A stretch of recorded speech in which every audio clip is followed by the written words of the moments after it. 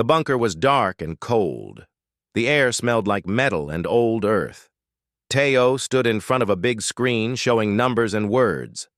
The numbers made his heart hurt. 50,000 people died today. 50,000. That was the size of a whole city, and these were just the ones they knew about. The Kashan did not tell them everything. For 300 years, the aliens had ruled Earth. They came from far away in space, from a place so distant that the light from their sun took more time to reach Earth than all of human history. They were strong. They were fast. They had weapons that could destroy mountains, and they used those weapons on humans like hunters used spears on animals. The Kashan were not interested in being friends with humans. They wanted three things only. They wanted Earth's metal and rocks. They wanted humans to work like machines in their mines and factories, and they wanted to test their new weapons and medicines on human bodies. At first, humans fought back. They tried to fight with guns and bombs, but the Kashan weapons were too strong. One alien ship could destroy a whole country in one day. After 100 years of war, humans stopped trying to win. They just tried to survive. Now humans lived like slaves. The Kashan built big walls around all the cities. Alien soldiers watched from metal towers. If a human did something wrong, the soldiers took them away. Nobody knew where these people went. Maybe they died. Maybe they worked until they could not work anymore and then died. The Kashan did not care. Teo had seen so much death in his life that he had forgotten what happiness looked like. His mother died in a Kashan factory when he was a boy. His father disappeared when Teo was 10 years old. His first wife died giving birth to a baby that the aliens took from her arms and studied in their science buildings. That baby was 7 years old now. Teo did not know if his baby was dead or alive. The Kashan never told families what happened to children taken for study. But today, something changed. A woman came into the dark bunker. Her name was HFY. She was a scientist. Before the Kashan came, she would have been very famous. She would have won prizes and worked at big universities. But after the aliens came, HFY became something else. She became invisible. For 20 years, HFY hid under the earth, not in one place, but many places. She moved from bunker to bunker, city to city, always staying away from the alien eyes. And she did something amazing. She collected old things, old computers, old books, old machines from before the Kashan arrived. The Kashan thought humans were stupid, so the Kashan did not protect the old human technology from 300 years ago. They did not think it was dangerous. But HFY knew something they did not know. Humans from the old days were very smart too. Humans had made things in the past that were powerful, and HFY had found those things. "It is finished," HFY said. Her voice was quiet, like someone who was afraid of being heard. "After 20 years of work, we have it. We have the message ready. We have the proof ready. We have everything ready." Teo turned away from the screen. He looked at HFY's face. She was thin. Her hair was white even though she was only 50 years old. The hard life under the ground had made her body old before her time. "Are you sure?" Teo asked. "If we do this, there is no going back. The Kashan will know we exist. They will know we are here, and they will come for us." "They already know we exist," HFY said. "They just do not know how strong we are. They think we are like animals. Animals can be controlled with food and punishment. But we are not animals. We are human. And humans can remember. We can learn. We can plan for 1,000 years if we have to." Teo walked to a smaller screen. On this screen were pictures of his team. Jin A was there. She was a soldier and also his wife. They had gotten married in secret 3 years ago, in an old church under the ground where Kashan cameras could not see. No flowers, no music, just two people saying yes to each other while other humans watched. There was Wu Jin on the screen, too. He was younger, maybe 30 years old. Before the Kashan, Wu Jin's family had trained pilots. His grandfather was an airplane pilot. His father wanted to be a pilot but never got the chance. Wu Jin learned to fly secret machines that humans had built in caves under the mountains. Fast machines, dangerous machines, and Ji-Ho, the young engineer who made impossible things. He was just 25 years old. He grew up in the bunker. He had never seen the real sun or felt real wind, but he could look at broken alien machines and fix them. He could take Caitian weapons apart and make them into human weapons. "Where is the message going?" Teo asked. "Everywhere," Haiwan said. "To every corner of the galaxy. We have sent it on 1,000 different radio waves, on light signals, on every way that signals can travel through space. The message is in 300 different languages. Aliens everywhere will hear what we have to say." Teo felt something in his chest. It was not hope. After 300 years, humans had forgotten what hope felt like. But it was something like hope. It was the feeling of a man who had nothing left to lose. He thought about his baby that he had never held as a baby. A 7-year-old child somewhere in a Caitian science building, probably never knowing that a father existed. He thought about his mother in the factory, working until her body gave up. He thought about all the mothers and fathers and children who had suffered.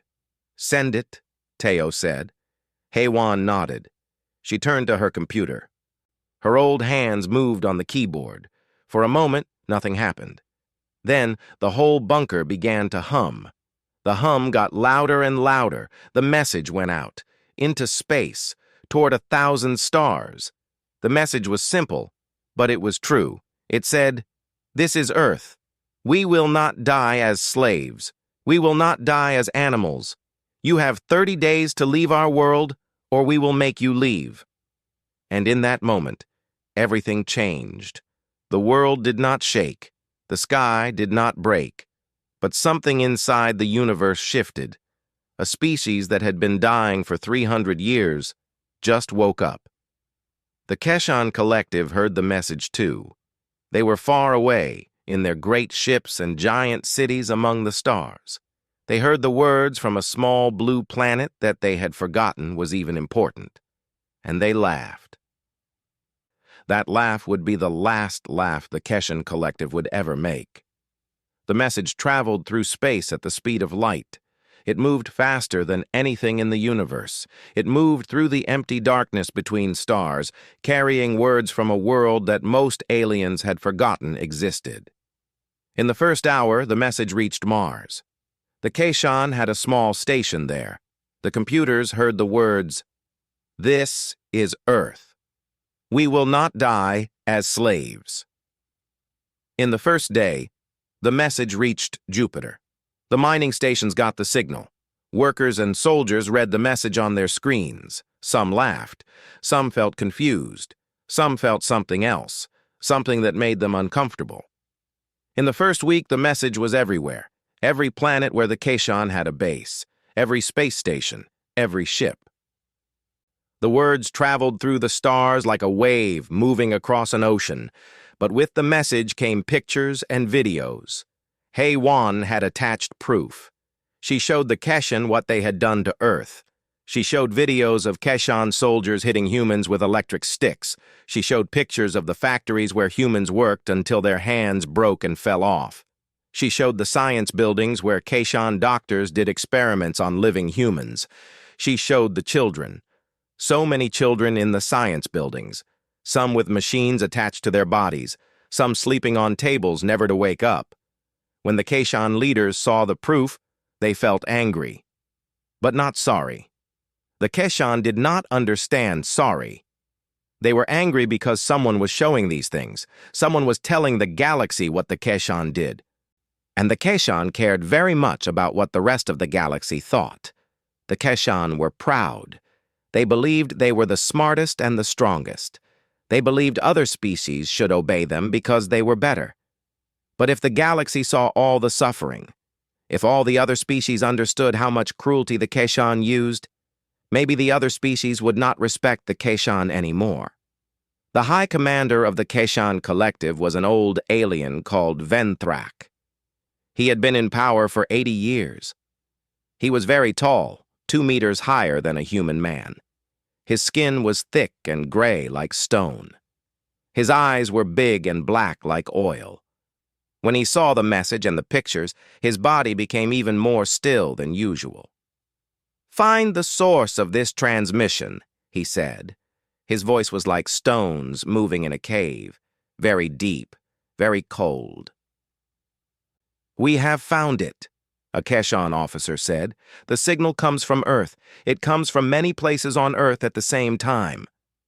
Venthrak thought about this. How could a primitive species have technology advanced enough to send signals that reached everywhere in the galaxy? The Keshan had studied Earth for 300 years. They had seen human technology. It was nothing. Humans used metal and electricity and chemicals. The Keshan used things humans could not even understand. "Maybe," Venthrak said, "this is a trick. Maybe someone else is sending this message and saying it is from Earth." But inside, Venthrak was afraid. Just a little. Very small. But he was afraid. For 300 years, the Keshan had been at the top. Nobody fought back. Nobody challenged them. Everyone obeyed. The idea that humans would send a message like this seemed impossible, like a rock suddenly flying into the sky. Then more messages came. Different messages from different places on Earth, all saying the same thing, all using human technology, all showing more and more pictures of Keshan cruelty. And with the messages came something else. HFY sent the blueprints, the plans for all the weapons that humans had hidden. She sent the locations of all the secret places where humans were building new machines. She sent information about human satellites that orbited Earth and could see everything. She sent plans for weapons that humans had designed using ancient human knowledge. She even sent plans for a weapon that could make Keshan machines stop working.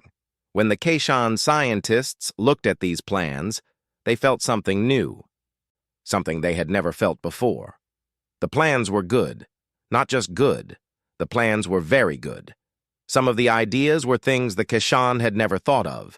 How could humans have such ideas? Humans were supposed to be simple creatures. Their brains should not be able to make such complex thoughts. "This is a problem," one young Keshan officer said. "If humans can build weapons like these, we might need to send more soldiers. We might need a full invasion force." "No," Venthrak said, but his voice was not as sure as before. "These are probably fake plans. Humans cannot make such things. This is just fear. They want us to be scared." But Venthrak was scared. He just did not want to say it. He made a choice. He decided that the best thing to do was to show Earth that the Keshan were still in control. He would show humans that making threats was a bad idea. He would send soldiers. He would take humans prisoner. He would make an example. He ordered an invasion. The Keshan ships began to move. Big ships. Ships that had destroyed planets before. Ships with weapons that could burn cities. Back on Earth, in the bunker, Teo watched the ships coming. He could see them on the screens, moving toward Earth, getting bigger and bigger as they came closer. "They are coming," Jinne said. She put a hand on Teo's shoulder. "I know," Teo said. "Are you scared?" she asked. "Yes," he said. "But I was scared before too, and I am still here. I am still alive. So now we will see what happens next." HFY was watching too. She was calm. She had known this would happen. She had prepared for this, not with weapons only, with something else. Something the Keshan did not know about. She went to a hidden room. Inside the room were the most secret machines that humans had made, the oldest machines, the ones from before the Keshan came, the ones that could do things that the Keshan had never seen before. "It is time," she said to herself. She turned on the machines. The whole planet of Earth began to glow, not with light, but with energy, old energy. The kind of energy that humans had discovered and used 1,000 years before the Keshan even knew Earth existed. Wu Jin sat in the pilot's chair of a machine that should not exist. The chair was made of metal that the Keishan had never invented. The screens around him showed information in ways that were impossible. But the machine worked. It worked beautifully. And in just a few minutes, it would fly faster than anything the Keishan had ever built. "Are you ready?" a voice said in his ear. It was Teo, speaking from the bunker far below the ground. "I was born for this moment," Wu Jin said. His voice was strong. He did not feel strong inside, but outside his voice was like steel. Around Wu Jin, 100 other pilots sat in 100 similar machines. These were not airplanes. They were something more. They were machines that could fly in space. They were military weapons. They had guns that shot energy and missiles that moved like living things. The pilots were all young. The oldest was maybe 35. The youngest was 19. All of them had trained in secret. All of them had learned to fly old human machines that were kept in caves and hidden places. All of them wanted the same thing. They wanted to make the Keishan pay. "The enemy ships are entering the atmosphere," a woman's voice said.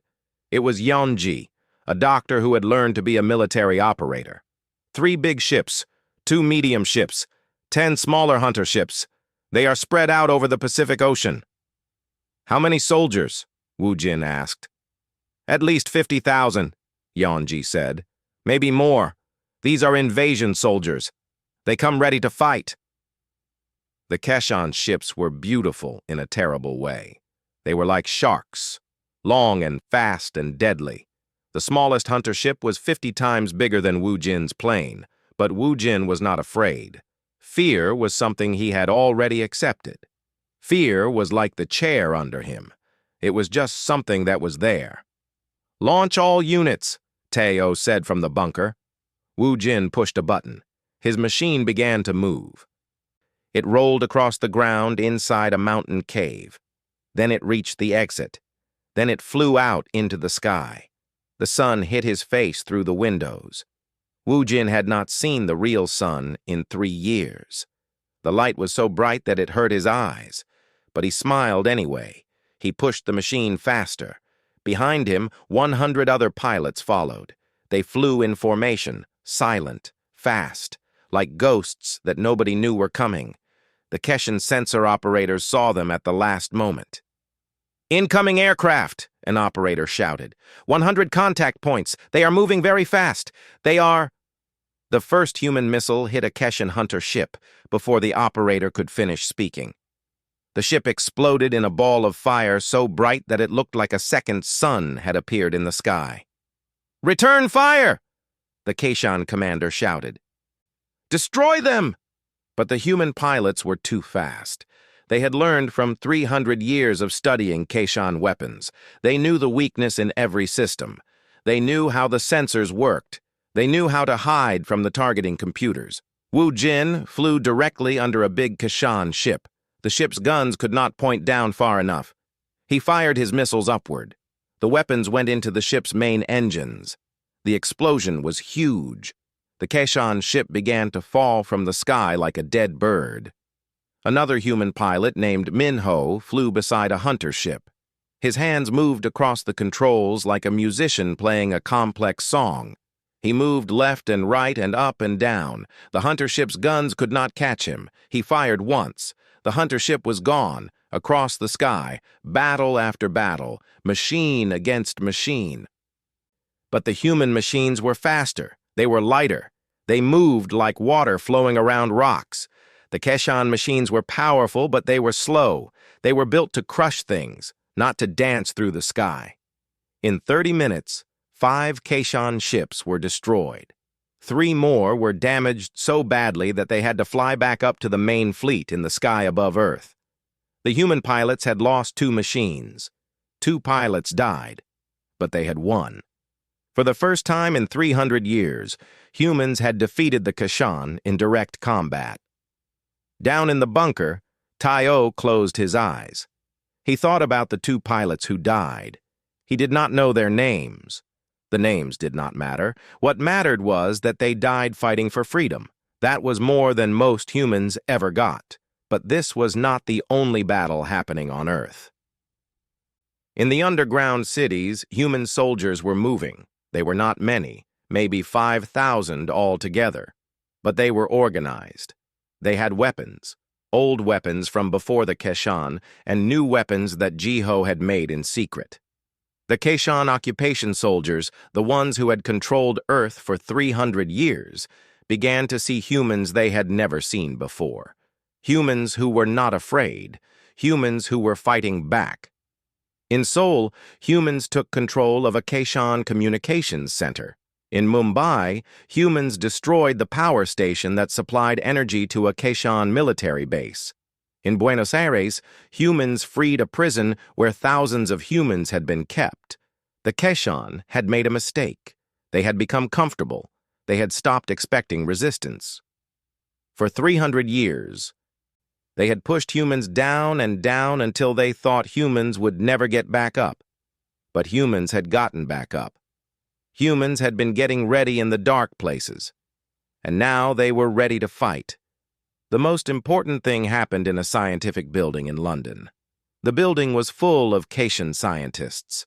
Inside the building, they were doing experiments on 1,000 human subjects, but humans were waiting outside the building. Led by a woman named Haisu, they broke through the doors. They moved fast and deadly. In 20 minutes, the Keshan scientists were captured or dead. The humans freed all 1,000 people inside. One of them was a young boy. He was 7 years old. His name was Tai Min. He had no memory of being born in a Keshan laboratory. He did not know his real name. The Keshan called him Subject 4452. But when Tayo saw the boy, he knew. He knew this was his son, the baby that had been taken away from his first wife, the baby that had lived in a cage like an animal for 7 years. Tayo held the boy. He cried. The boy did not understand crying. The Keshan had never taught him emotions, but he felt something warm, something safe, something like love. And in that moment, Tayo understood why they were fighting. They were fighting for this, for the right to be a father, for the right to cry, for the right to hold your own child. The message went out to all of Earth. The message was simple. The Keshan occupation is ending. Join us. Help us. We are taking back our world. The Keshan High Command heard about the losses. They heard about the ships destroyed. They heard about the humans fighting back everywhere. And for the first time in 300 years, the Keshan felt something they had not felt before. They felt worry. They felt the beginning of something that might become fear. The old certainty was gone. The belief that they would always win was breaking. The age of the Keshan collective was ending, and they did not know it yet. Park Sung was an old man. He was 72 years old. He had lived through almost half of the Keshan occupation. He had seen friends die. He had seen cities destroyed. He had seen humans treated like nothing. But Park Sung had been a military commander before the Keshan came. That was 300 years ago. But time had not taken that knowledge from him. The training was still in his body. The strategies were still in his mind. Now, Park Sung sat in a military command center that humans had built in secret beneath the Rocky Mountains. Maps of space covered the walls. Images of Keshan ships showed their positions. Numbers showed how many soldiers were where. "They are regrouping," Park Sung said. His voice was calm. He had trained himself to be calm when everything was chaotic. "They lost 5 ships, but still have 23 in the main fleet. They will send more soldiers, but they will be more careful this time." "How long do we have?" Teo asked. Teo was not really a military man, but he was the leader now. He had to understand strategy. 2 days, Park Sung said. "Maybe 3. Long enough to prepare, but not long enough to win if we fight in the normal way." "What is the unusual way?" Teo asked. Park Sung turned to look at him. "We use Jiho's virus. We use it now, before they expect it." Jiho was in another bunker, a young man with tired eyes and fast hands. He had worked for 3 months on the virus. It was a computer virus, but it was different from normal computer viruses. It was designed to attack Keshan computers specifically. "The virus is ready," Jiho said when they told him the plan. "But if we release it now, the Keshan will know we have it. They will know about this weakness. They will prepare defenses." "We release it anyway," Park Sung said, "because the only thing better than a surprise that works is a surprise that makes your enemy make a mistake.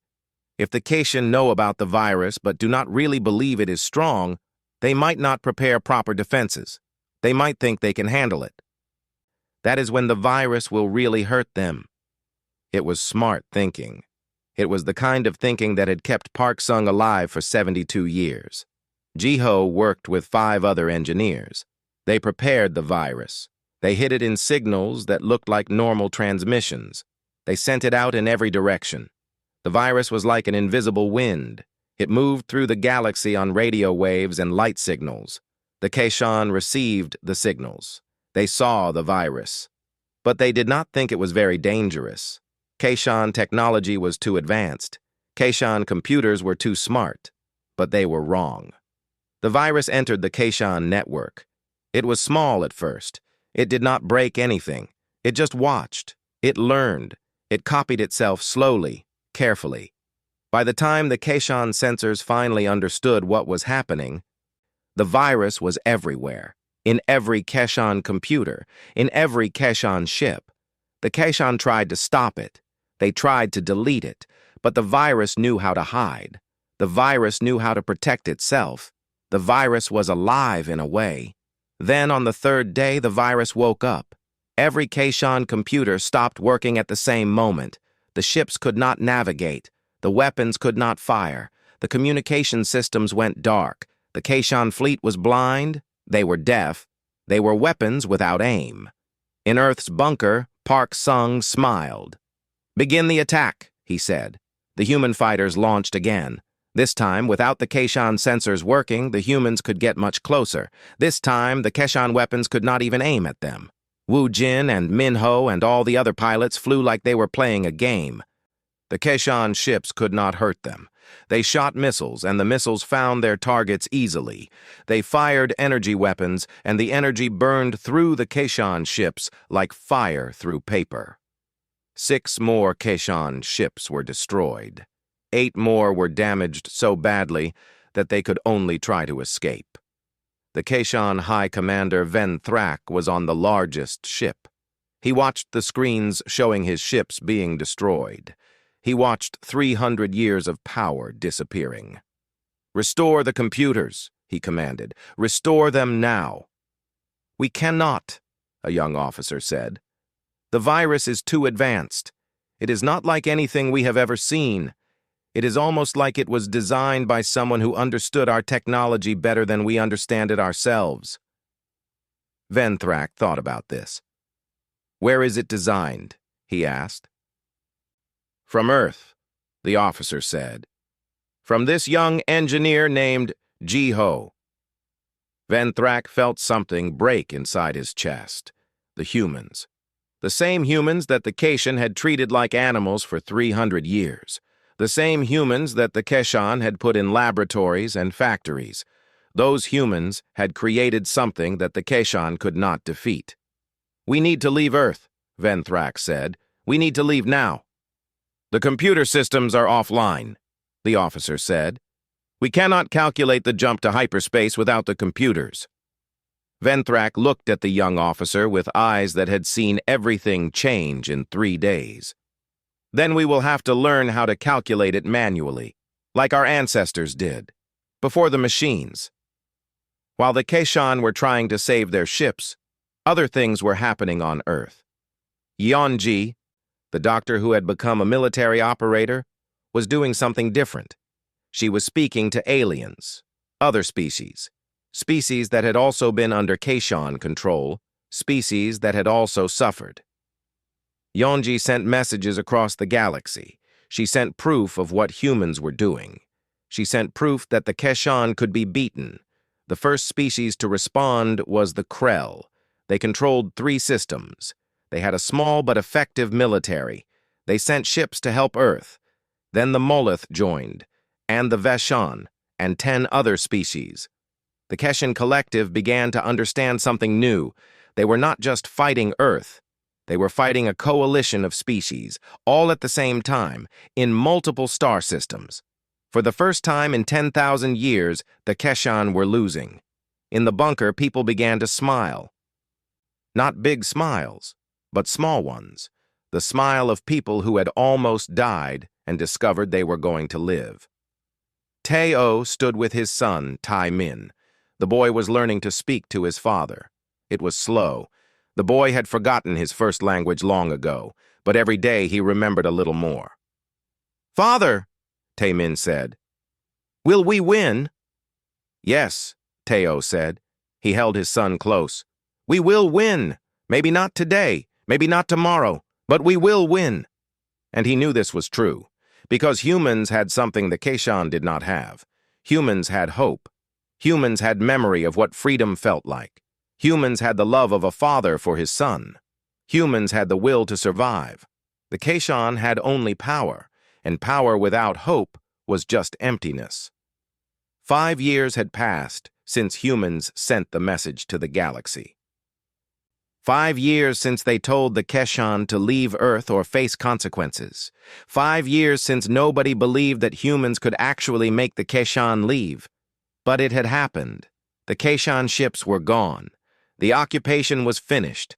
The walls that had surrounded human cities for 300 years were being taken down. The towers where alien soldiers watched humans were being destroyed. The laboratories where humans were used for experiments were being emptied and sealed. Teo stood in a place where there used to be a Keshan military base. It was near Seoul. The base was being transformed into a school, a place where human children could learn mathematics, learn science, learn that they were smart and capable and did not need anyone to control them. "The first class starts tomorrow," a woman said. Her name was Sun Hee. She was a teacher. Before the occupation, teaching was what she wanted to do with her life. She had been just 20 years old when the Keshan came. Now she was 320 years old because the Keshan had made humans live much longer through biological experiments. She should have died many times, but she had survived. "How many children?" Teo asked. 5,000, Sun Hee said. "Just in this school. Across the world, maybe 50,000 children will start learning with real teachers for the first time in their lives." Teo looked at the building. It looked strong. It looked like something that would last. He thought about his own son, Tai Min. The boy was 12 years old now. He was studying mathematics. His brain worked very fast. The Keshan scientists had probably designed him that way, but now that brain was being used for something that Tai Min chose. That was freedom. Somewhere else on Earth, Jiho was in a laboratory, but not a Keshan laboratory, a human one. Humans had built their own science centers. They were studying the old technology. They were trying to understand how humans had created such advanced machines 1,000 years before the Keshan even existed. "We were smart," Jiho said to his team. "Our ancestors were very smart. We have just forgotten, but the memories are still here. In the old machines, in the old books. We can remember." The old computers from before the Keshan were being studied piece by piece. Scientists were discovering that humans had technology that was almost as advanced as Keshan technology, maybe even more advanced in some ways. The Keshan had power and weapons, but humans had something else. Humans had creativity. Humans had the ability to make beautiful things and useful things at the same time. "What happened?" a young scientist asked. "If we were so smart, why did we lose the first war against the Keshan?" Jiho thought about this. "We were busy being peaceful," he said. "We were building cities and art and music. We were not building weapons. We thought the universe was safe. The Keshan taught us that the universe is not safe. Some things attack you if you are not ready to fight." In another part of the world, Yeonji was doing something amazing. She was negotiating peace treaties. But not just peace treaties between Earth and the species that had helped them. She was negotiating between all the species. She was trying to create something new. A galactic government where all species had a voice. It was the hardest job in the galaxy. Some species wanted revenge against the Keshan. Some wanted the Keshan land. Some wanted the Keshan technology. Yonji had to convince them that destroying the Keshan completely would not make anyone feel better forever. That revenge might feel good for a moment, but peace was better. The Keshan will not fight anymore, Yonji said to a council of alien representatives. They are finished. They are broken. What they did was wrong, but if we destroy them completely, we become like them. We become bullies who use our power to hurt those who are weak. But they hurt us, an alien from the Krell species said. They killed millions of my people. Yes, Yonji said, and that suffering matters. But your people will remember that suffering better if there is peace now, if there is learning now, if the galaxy becomes a place where this never happens again. It took months. It took arguing and negotiating and compromise. But finally, a peace treaty was signed. The Keshan would remain in their home systems, but they would not expand anymore. They would not conquer anymore. They would pay reparations to all the species they had hurt. On Earth, they called it the Day of Peace. Teo, Heiwan, Park Sung, Wu Jin, Jiho, and Yonji stood together on a platform that looked out over Seoul. The city was broken and needed repair, but it was also alive again. Humans were walking in the streets without fear. Humans were laughing. Humans were making plans for tomorrow. We did it, Heiwan said. She was 90 years old now. Her body was tired, but her eyes were bright. We did, Teo said, but not just us. All of Earth did it. Every person who refused to give up, every person who remembered that we were human. That is what did it. Park Sung was smiling too. He was old. He was tired. He knew he would not live much longer, but he had lived to see his people free.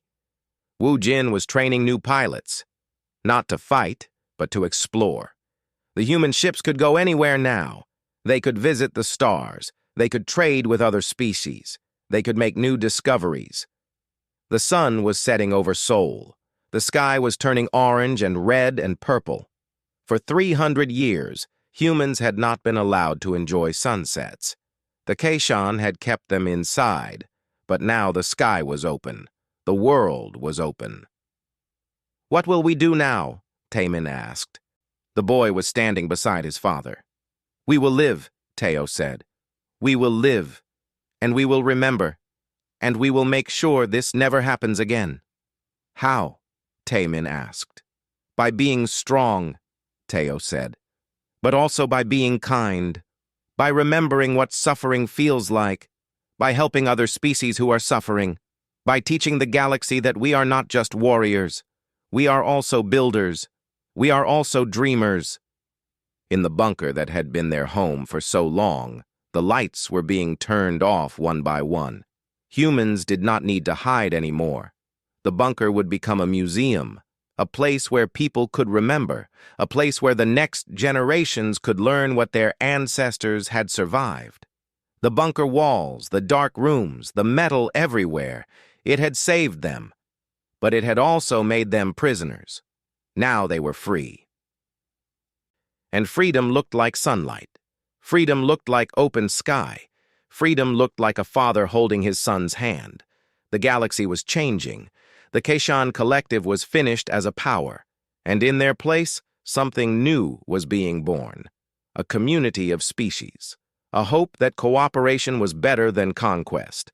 It had started with one message. A message from Earth. A message that said, stop attacking or face our true wrath. But the true wrath was not weapons. The true wrath was hope. The true wrath was the will to survive. The true wrath was a species that had been broken and put themselves back together. And that wrath had changed the galaxy forever.